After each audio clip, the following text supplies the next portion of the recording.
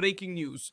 Both Norris and Piastri have been disqualified from the Las Vegas Grand Prix because their planks were too worn, meaning that Norris now has 390 points, Piastri 366, and Verstappen is at 366 points like Piastri and 24 points behind Norris. The championship has reopened, guys, with this disqualification. In today's video, we'll look at why, the reason for the disqualification, and we'll also explore the theory of heating the titanium blocks to prevent excessive plank wear. Let's look at everything together, and of course, we'll also recap the Las Vegas Grand Prix race. Before we start, make sure to leave a like, subscribe, and turn on notifications so you don't miss any videos on the channel. Every day, I cover Formula 1 news, and we delve into all the technical and of course sporting topics of Formula 1. Having said that, let's first look at the Federation's document and comment on it together, because it's very interesting. And there is also an explanation from McLaren on why their plank was too worn. This is Piastri's document, which tells us that McLaren obviously did not comply with Article 3.5.9 of the Federation's regulations. After the race, the stewards analyzed the plank of car number 81 and found that the measurements showed the front part of the plank was 8.88 millimeters, while the rear part was 8.93 millimeters. This is written at this point in the document, from the FIA. The measurement was obviously carried out with the tools purchased in May 2025, as stated by the Federation, and they are accurate to 0.0001 millimeters. The part was measured multiple times by the stewards, with McLaren representatives present to ensure the measurements were correct. According to the team, they presented a reason for this excessive plank wear that wasn't their responsibility, because on the first day of free practice, either Friday or Thursday, consider it as you like, during free practice 1 and 2, there was too little time to test the cars and the conditions were not ideal. So according to them, they didn't have time to set up the car. Well, this is a farce in the sense that it's a justification that doesn't hold for McLaren. In fact, beyond this, McLaren is disqualified. They provided it as a justification to try to avoid the penalty, but the regulations are clear. If you do not adhere to the 9mm wear limit at the front and rear of the plank, you are disqualified anyway. They showed up with 8.88 millimeters of wear at the front and 8.93 millimeters at the rear of the plank, which means they were below the allowed limit of 9 millimeters, indicating the plank was too worn with slightly more wear than expected. Why is the Federation so strict? Let me give a brief recap. The Federation is strict about plank wear because the lower the car runs, the more aerodynamic load you get from the Venturi tunnels, and thus the faster you can go, as these ground effect cars generate aerodynamic load from the floor. This means that even having a few millimeters, or not even a few millimeters, but a few hundredths of a millimeter less than your competitors, gives you a huge performance advantage. And here, I also connect to the theory that emerged about heating the titanium blocks to try to gain an advantage on the track.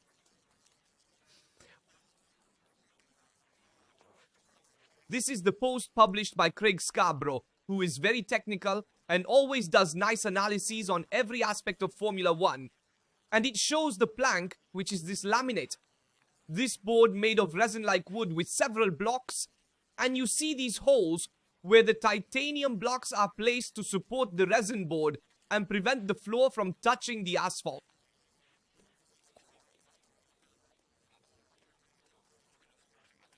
Having said that, it's important that this plank isn't too worn, because if it's excessively worn, it means the car is too low, and it's also used as a reference for Federation check.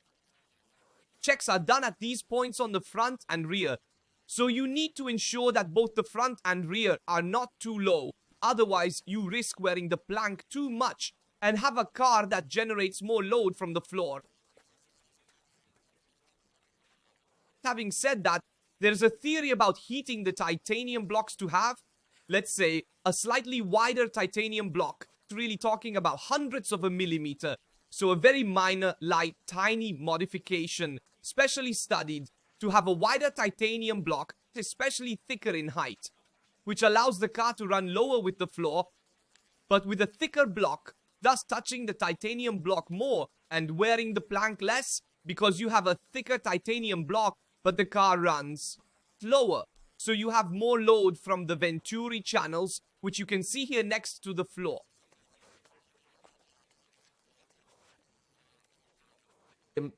So this theory is circulating because, well, in the past races, there was also an inspection at the Brazilian Grand Prix where the FIA reiterated and banned any system that would heat the titanium blocks. And this means that the FIA had seen something related that was not right and did not comply with the regulations. McLaren is the main suspect using this system, and there is talk of other teams as well.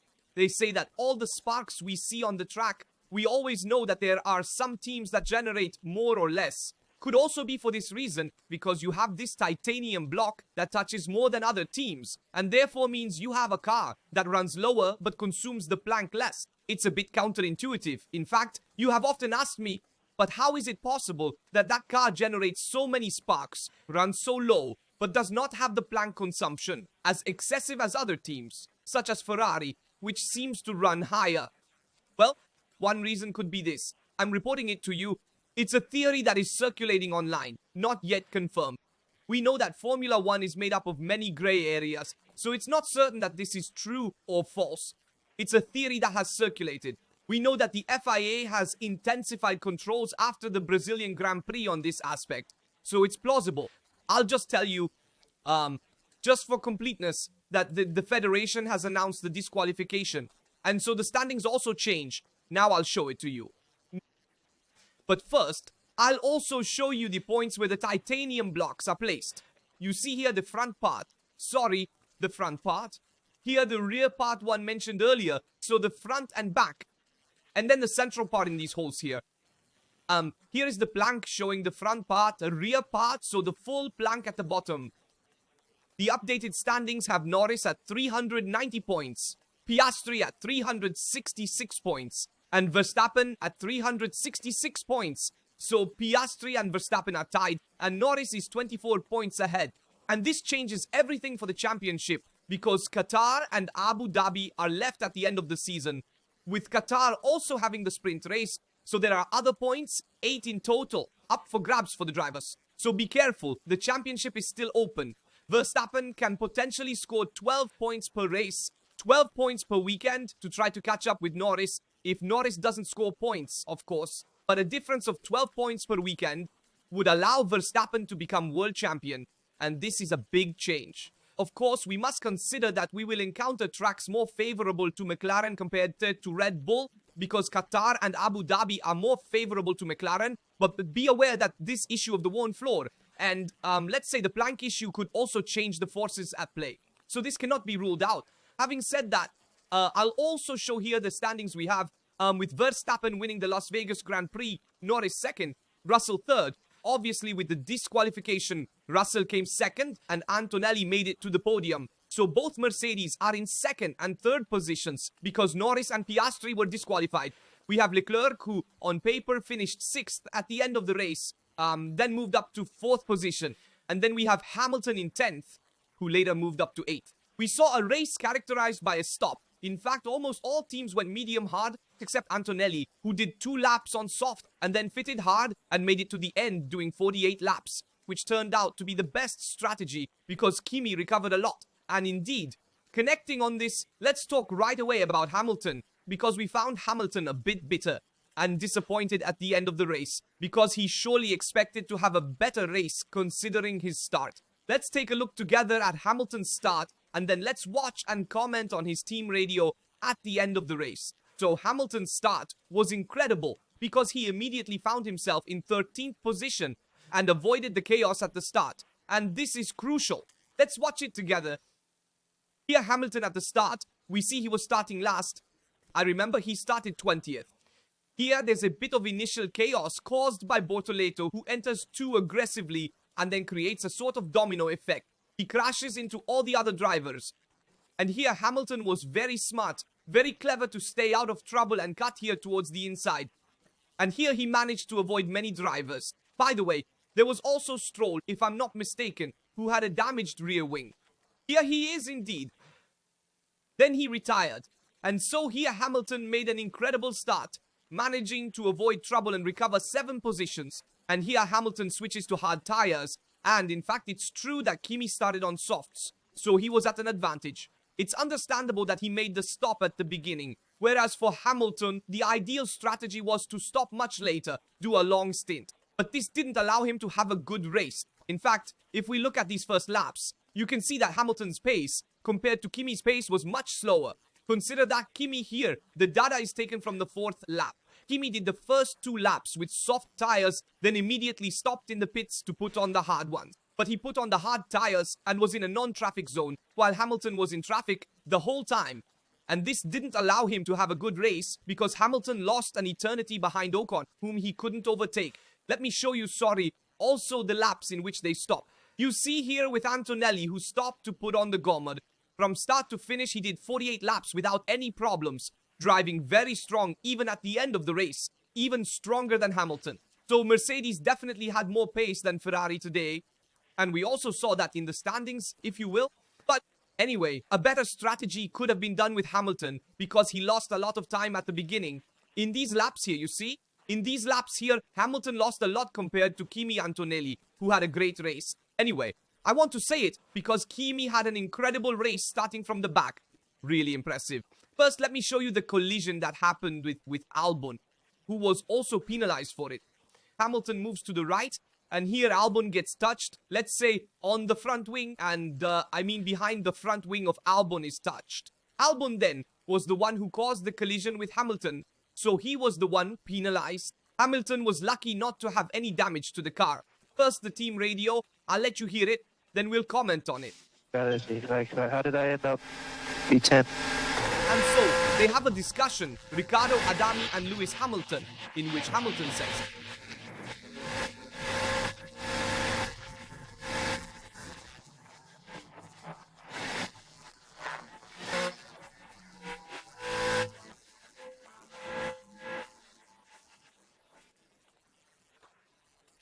how is it possible that a Mercedes behind me got ahead, but significantly ahead?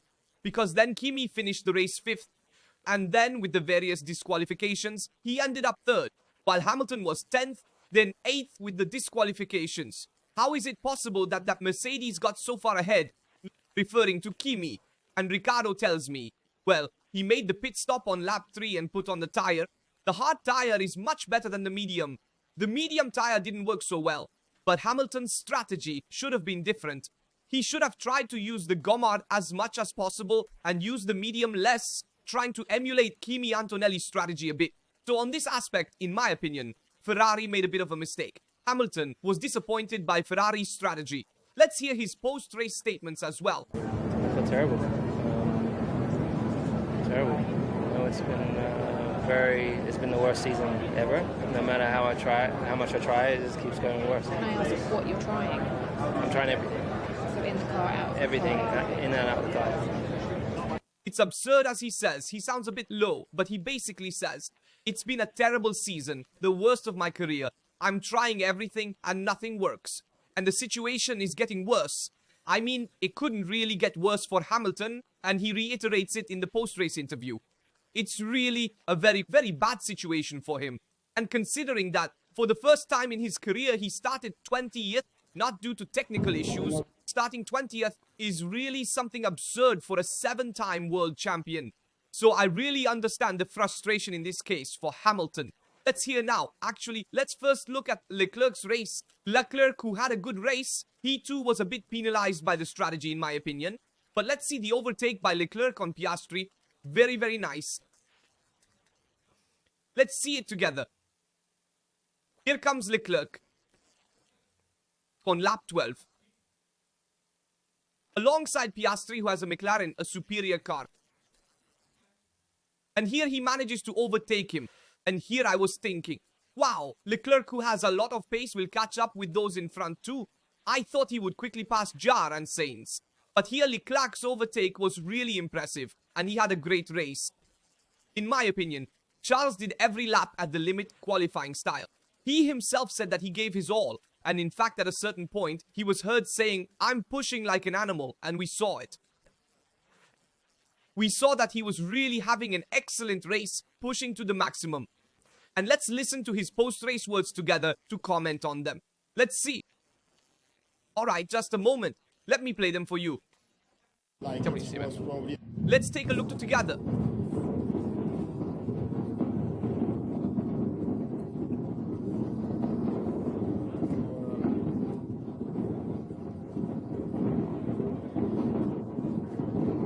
He's obviously very happy with the race performance, even though finishing 6th is really disappointing. It's actually the worst result Las Vegas has had so far. That being said, it was a tough race for Ferrari, despite Las Vegas being theoretically favorable as a track. The fact that many were saying, Ferrari has a dry setup, it's true, but other teams also had a dry setup for Sunday. So it doesn't justify this being the poor performance on Saturday in wet conditions. It's a very difficult car to drive. I mean, the SF25 doesn't have it. It's a car that lacks rotation, so it's very hard to drive. In my opinion, guys, finally the championship will become fairer because Verstappen is doing his best. He had an amazing race. He won again today, and he deserves this championship 100%. In my opinion, even more than Norris and Piastri. Much more. Definitely more than Piastri in these last races. Norris is having a great end of the season. But I think Verstappen deserves it more. He's fighting against a car that, guys, is not that superior. It's a good car. Red Bull has improved since this summer from the Netherlands onward. But look at Tsunoda. He finishes 14th in the last positions, and Verstappen is up there.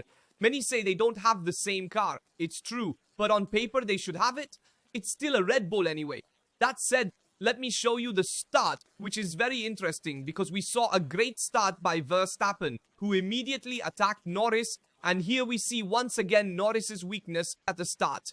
Because we have to say it, this aspect doesn't improve for Lando, who seemed to have made a great start by covering the inside. In fact, we see here where you see Norris immediately covers the inside and on Verstappen. Verstappen is clever to lift at that moment, but then Norris has no more room to brake and is forced to go wide because he takes too wrong a line to cover Verstappen. In short, he made another mistake. Then Verstappen took advantage by switching his line here. Norris couldn't do anything, and Verstappen passed him. So great start by Max. Russell overtook him on the next straight, and Norris once again pays the price at the start, despite yesterday's pole position, which I recall. He also made a mistake at the last corner, and we'll see how it goes, because it will be interesting to see Qatar with the sprint race if Verstappen can keep up with the McLarens, which seem favored on paper. I'll also show you the updated standings with Norris at 390 points, Piastri 366, and Verstappen 366 points. So we'll see how it goes in the next races. In my opinion, Max deserves this championship. I mean, I hope Max wins it because truly in the last races, but not only in the last races, whenever he could, he always gave his best, and the car wasn't there at the end of mid-season. Red Bull was even the third, fourth force. Yet now it's a more competitive Red Bull, and Max is making the difference with the car. That's for sure. Let me know in the comments your opinion. Obviously about the race, about the championship. I'm curious to read and respond to everyone. As always, I remind you to leave a like, subscribe, activate notifications so you don't miss any video on the channel. That's all from Rasta. See you in the next video.